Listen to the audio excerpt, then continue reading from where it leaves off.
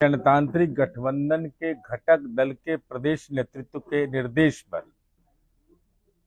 पांचों दल जो करार है, दरार नहीं है, उनके प्रदेश के प्रवक्तागण हमारे साथ समुपस्थित हैं। माननीय राजेश भट्ट जी, लोजपा आर के, जनाब फजल इमाम मल्लिक साहब राष्ट्रीय लोक मोर्चा के, बहन अनामिका पासवान जी भारतीय जनता पार्टी के, माननीय शंकर मांझी जी हम पार्टी के। और इस संवाददाता सम्मेलन में प्रदेश नेतृत्व के निर्देश पर जनता दल यू के जिला अध्यक्ष माननीय रामानंद मंडल जी, भारतीय जनता पार्टी के जिला अध्यक्ष किसी कार्यक्रम में गए हुए हैं तो उनकी पार्टी की ओर से माननीय नवीन जी, राष्ट्रीय लोक मोर्चा से माननीय विनोद कुशवाहा जी, हम पार्टी के रामविलास मांझी जी, लोजपा आर के सौरभ सुमन जी, ये जिला अध्यक्ष हैं और एक जिला अध्यक्ष के दायित्व के रूप में आए हैं। और इलेक्ट्रॉनिक, प्रिंट एवं डिजिटल मीडिया के सम्मानित साथियों, सर्वप्रथम हम इस बात को स्पष्ट करते हैं कि हम लोगों के पांचों गठबंधन के घटक दल ने यह तय किया है कि चुनाव की अवधि तक 2025 तक हम लोग किसी दल के प्रवक्ता के रूप में नहीं, दल के जिला अध्यक्ष के रूप में नहीं, बल्कि हम एनडीए के रूप में अपनी भूमिका निभाएंगे। ये निर्देश प्रदेश नेतृत्व का है। तो हम लोग अब एनडीए के प्रवक्ता हैं। अब हम इस बात की चर्चा करना चाहते हैं सर्वप्रथम कि लखीसराय जिले के दोनों विधानसभा, आपने देखा होगा कि 2024 का जो लोकसभा चुनाव हुआ 174 सीटों पर हम आगे, एनडीए गठबंधन आगे है। और हम लखीसराय के दोनों विधानसभा क्षेत्र की जनता के प्रति आभार व्यक्त करते हैं कि राष्ट्रीय जनतांत्रिक गठबंधन के घटक दल के उम्मीदवार जो केंद्रीय मंत्री माननीय ललन बाबू हैं, दोनों क्षेत्र से बढ़त हासिल हुआ। तो जनता के प्रति हम आभार व्यक्त करते हैं। और मित्रों, हम चर्चा करना चाहते हैं, विकास पर हमको बहुत बहस नहीं करना है, क्योंकि विकास हमारा दिखाई पड़ता है। अब जिसको दिखाई नहीं पड़ता है वो अपना इलाज करा ले। घर में बल्ब जलता है ना भाई, घर में पंखा चलता है ना, ये सारी सुविधा तो हम ही लोग दिए हैं। अब जिसको हमारा विकास पसंद नहीं है, जिसको एनडीए पसंद नहीं है, आदरणीय नरेंद्र मोदी जी का चेहरा पसंद नहीं है, जिसको माननीय नीतीश कुमार जी का चेहरा पसंद नहीं है, जिसको माननीय जीतन राम मांझी जी का चेहरा पसंद नहीं है, जिनको माननीय चिराग पासवान का चेहरा पसंद नहीं है, जिनको माननीय उपेंद्र कुशवाहा जी का चेहरा पसंद नहीं है, तो अपन बिजली का तार नोच ले और घर में ललटेन जला ले, तब जानेंगे कि उस दल का समर्पित कार्यकर्ता है, उस गठबंधन का। ये ललटेन युग में ले जाना चाहते हैं।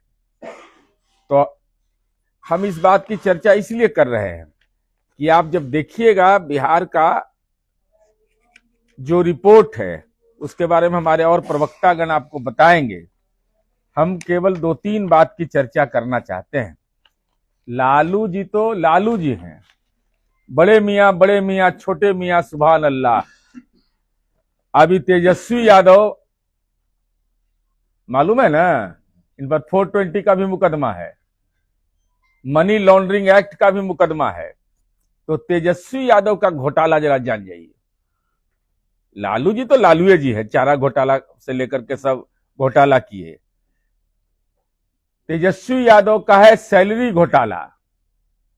इनको बेचारे को वेतन 11,812 रुपया मिलता है, बाकी अनाथालय में दान कर देते हैं।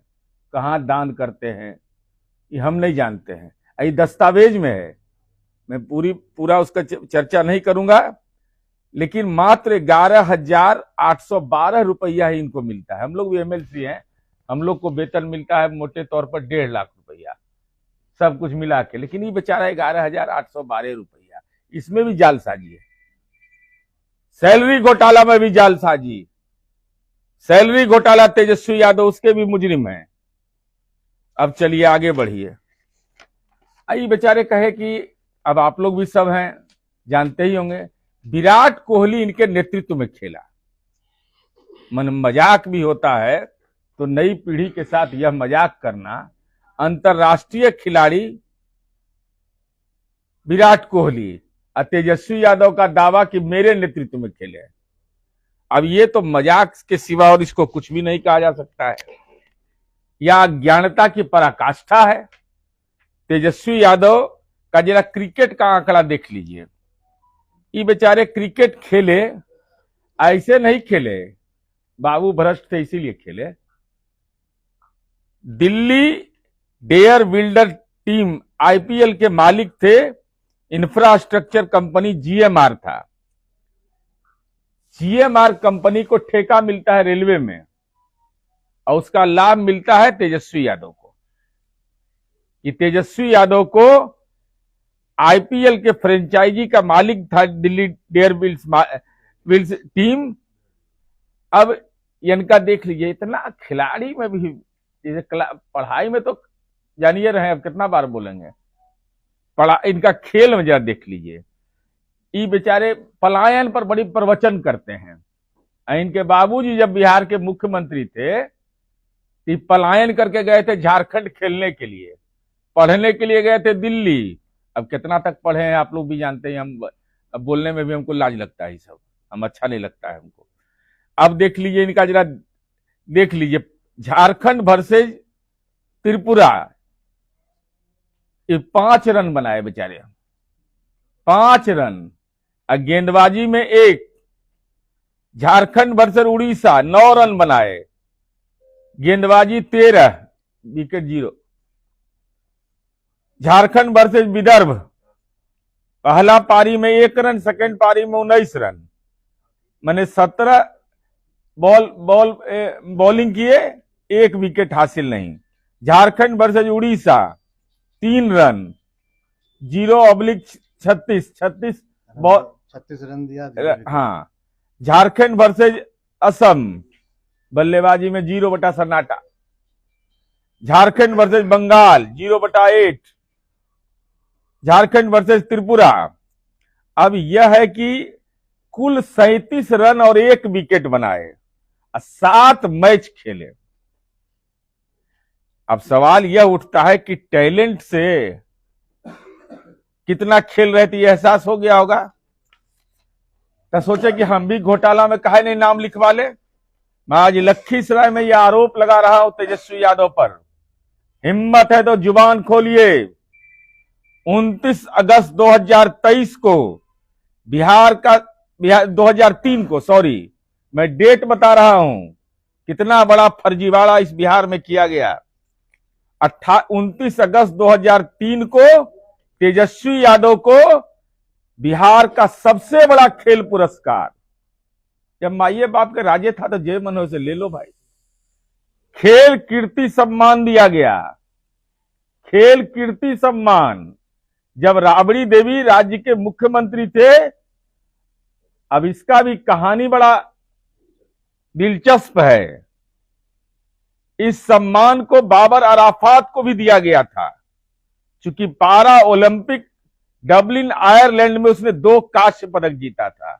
लोटकी जीत के आए थे कि लोटा जीत के आए थे? लोटकी की लोटा। कौन पुरस्कार जीते थे? तेजस्वी यादव। 13 वर्ष के उम्र में यह पुरस्कार आपको कैसे दिया गया? ये गुनाह क्यों किया गया बिहार के प्रतिभा के साथ? कोई खेल से कोई मतलब नहीं। 7 मैच खेलते हैं, 1 विकेट लेते हैं और कहता कि तौलिया वाला में अच्छा, वो में परफॉर्मेंस इनका ठीक था, पानी तौलिया ले जाने में। तो पढ़ाई में फेल, राजनीति में फेल। तो एक दिव्यांग खिलाड़ी था अराफात, उसको अंतरराष्ट्रीय पदक मिला, उसके चलते सम्मान मिला। तो राबड़ी देवी और लालू यादव देखे कि हमरो बेटा के एकरे में शामिल कर दीजिए, झटका में 2003 में। लेकिन पाप छिपता नहीं है किसी का। अगर पाप और गुनाह आपने किया है तो यह छिपता नहीं है। और साथ ही साथ अब तो हम नहीं ना बोल रहे हैं भाई, अब तो सुभाष यादव बोल रहे हैं। उनके सुभाष यादव ने कहा कि फिरौती के लिए अपहरण का डील होता था वहां एक अन्य मार्ग में। लालू यादव जुबान खोलिए, क्या यह सच है? 5243 लालू राबड़ी राज में फिरौती के लिए अपहरण हुआ था। 5243 आपके परिवार के सदस्य, आप मानिए या नहीं मानिए, आपने उनको मुकुट पहनाया था सुभाष यादव को, राजनीति का, विधान परिषद, राज्यसभा, सब जगह भेजे थे।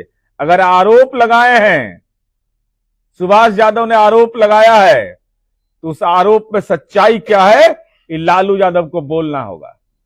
अगर वो गलत है तो मानहानि का मुकदमा ठोकिए, अगर नहीं तो आप सच बोलिए कि क्या मामला है। चूंकि जिस व्यक्ति की चर्चा है, जाकिर हुसैन नाम फारबिसगंज के एक से मिले थे, वो अभी जीवित हैं। जो मामला की घटना गोयनका की चर्चा की गई, उनका परिवार होगा, साहबुद्दीन का परिवार होगा। ये सब तथ्यगत मामले हैं जो सुभाष यादव ने सीधे तौर पर आरोप लगाया है। तो हम तो जानना चाहते हैं लालू यादव से कि अरे कितना दिन तक ये मकदमा बनावे के काम में लगल रहिएगा। आपका तो मार्केट खराब कर दिया आपका बेटा, आपको तो महुआ बाग में घर बनाने के लिए दे दिया है।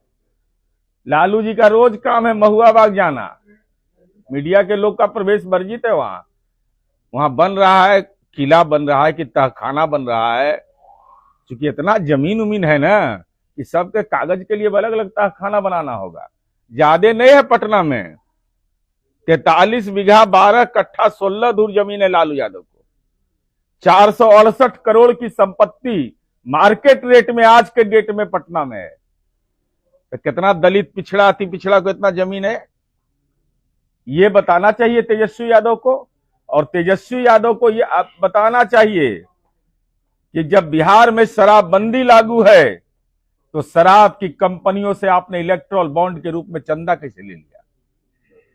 46 करोड़ 64 लाख रुपया मेरे पास, वो हमारे पार्टी के जो एनडीए के घटक दल के अध्यक्ष जन आपको दे देंगे।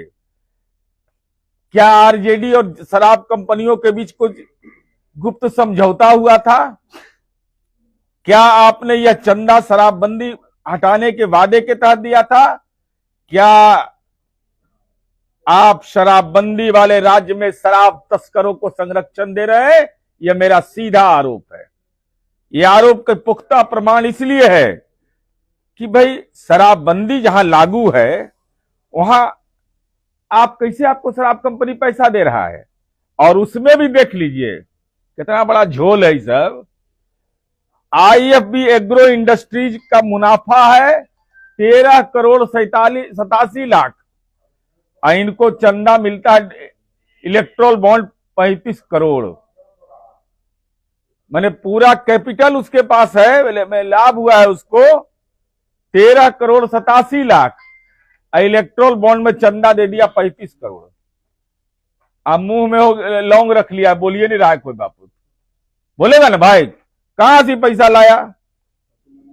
इलेक्ट्रल बॉन्ड क्यों दिया आपको पैसा? क्या आपने उसके साथ गुप्त समझौता किया था? और हमने बिहार में क्या काम किया है जरा हम बताना। आजकल वीडियो बहुत बनाते हैं, 2 मिनट में अपनी बात को खत्म करेंगे। तेजस्वी यादव अभी दिघवारा में वो खेत में चल गए, आप लोग भी देखे होंगे, वीडियो बना रहे हैं। किसका? जयराम सिंह कुशवाहा, जय सिंह कुशवाहा। वो कम बताए होंगे, पूरा बता देंगे। उनके पिता का नाम है रामविलास महतो, भाई का नाम है रामनाथ कुशवाहा, और जन्म तिथि भी 1 जनवरी 1959।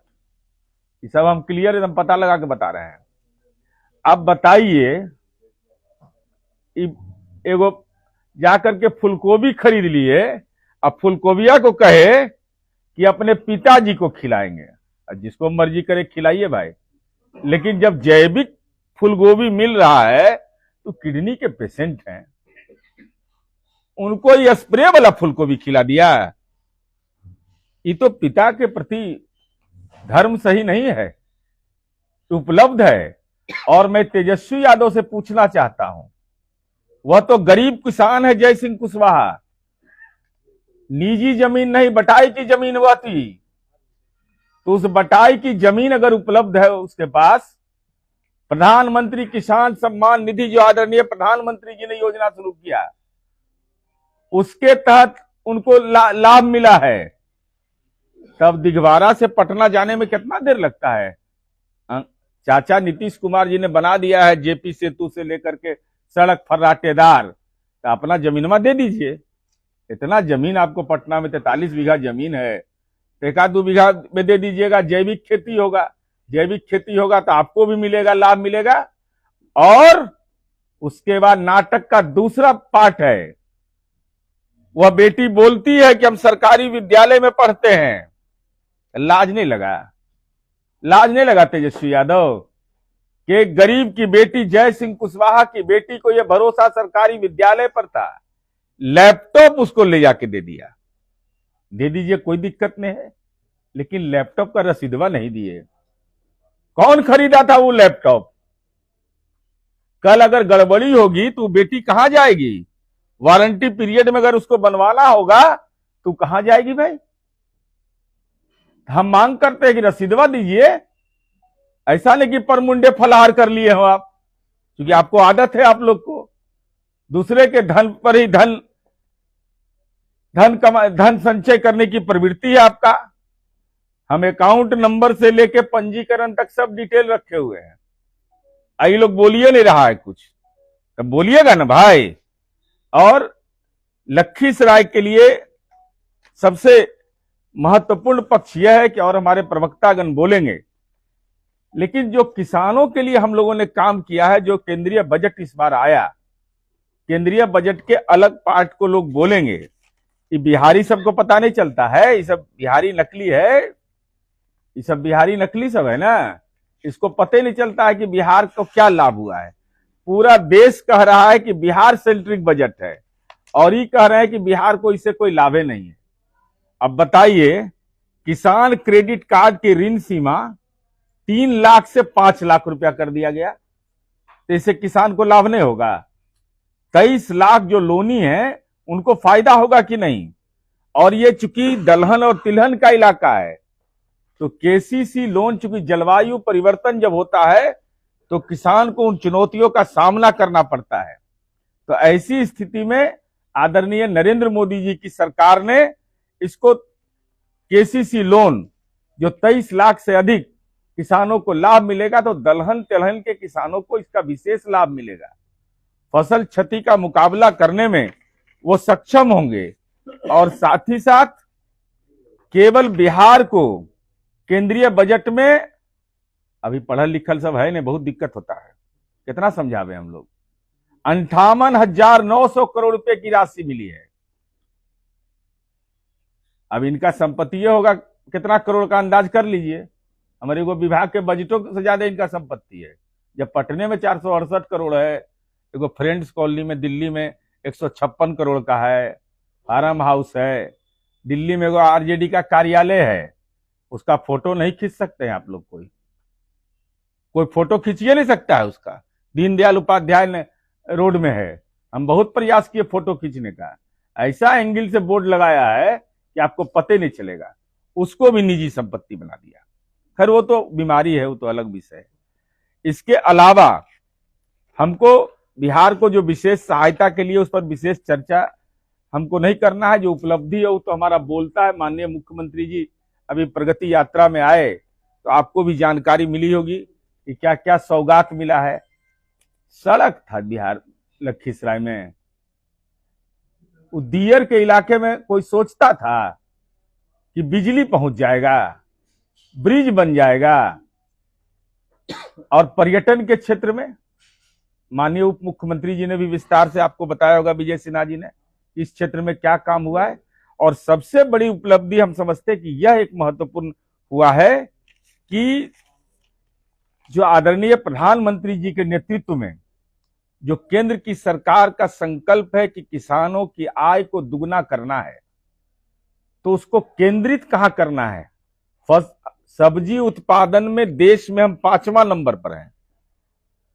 तो यहाँ के माननीय सांसद जो केंद्रीय पशुपालन व पंचायती राज मंत्री हैं, उनके तरफ से यह प्रयास किया गया और उसके नतीजे आपको नजर आएंगे बहुत अच्छा। चूंकि किसानों को चिंता इस बात की होती है कि हमारा अगर उत्पादन हुआ, खास करके सब्जी उत्पादन होता है, वो 24 घंटे में 48 घंटे में खराब हो जाता है। तो ऐसी स्थिति में जो बीज उसके लिए उपलब्ध कराना और साथ ही साथ बढ़ैया के दरियापुर, लक्ष्मीपुर, शहजादपुर, बहादुरपुर, पिपरिया, अब पिपरिया बताइए तो जहां नरसंहार होता था, याद होगा आप लोग को। आज वहां सब्जी उत्पादन के लिए रामचंद्रपुर हो, रहतपुर हो, कुठा हो, विभिन्न गांव हैं उत्पाद, और इस यहाँ जो टमाटर उत्पादन होगा उसको मदर डेयरी सीधा खरीदेगा। आप समझिए कि किसानों के पास जाकर के वह डेयरी जब सीधा खरीदेगा तो ट्रांसपोर्टिंग का खर्च कम, और रोडवे ने बनल रहता तो पहुंचता कैसे वहां। अगर राज्य सरकार रोड नहीं बना के रखती तो कैसे पहुंचता। प्रोसेसिंग के लिए रांची स्थित फूड प्रोसेसिंग यूनिट भेजा जाएगा, तो ये किसानों को उचित मूल्य इससे मिलेगा और उसका आर्थिक सशक्तिकरण होगा। यहाँ लालू जी व्यस्त है अपने परिवार के सशक्तिकरण के लिए, हम व्यस्त है किसानों के सशक्तिकरण के लिए। तो ये, और खास करके चूंकि हम लोगों की रैली 18 फरवरी को KRK हाई स्कूल मैदान में है, जो हमारे पांचों घटक दल के प्रदेश अध्यक्ष, स्थानीय जनप्रतिनिधि, माननीय उप मुख्यमंत्री जी हो गए, इसके अलावा माननीय केंद्रीय मंत्री पंचायती राज एवं पशुपालन, वह इसके अलावा जो NDA के हमारे सम्मानित नेतागण हैं, हाँ, करार है, देख लीजिए बार बार हम बोल रहे हैं, दरार नहीं। और हमारा लक्ष्य है, अभी तो 174 सीट पर हम आगे हैं, हमारा है 2025 से 30, फिर से नीतीश, और 225 का लक्ष्य हमारा निर्धारित है। इसलिए उस निर्धारित लक्ष्य के आलोक में हम लोग अभी काम शुरू कर दिए। आई भी मीटिंग कर रहा है, तेजस्वी यादव यहां भी किया होगा ना मीटिंग, हॉल में मीटिंग हुआ होगा, मैदान में नहीं। हॉल में क्यों मीटिंग करता है, राज समझे।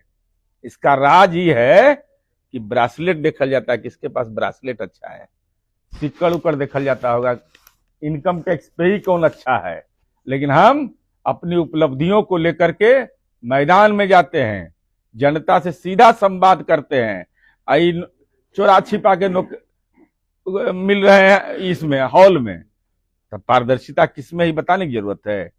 इसलिए हम यही अनुरोध करने के लिए आए थे कि हमारा जो रैली है लखीसराय का, वह ऐतिहासिक रैली होगा। NDA गठबंधन की एकजुटता का संदेश 2025 में 225 सीट जीतना, जिसमें कि लखीसराय और सूरजगढ़ा की सीट 2 महत्वपूर्ण सीट है। हम लोकसभा में बढ़त हासिल किए हैं, तो हम विधानसभा में भी NDA जीतेगा। बोलो, नाम बोलो।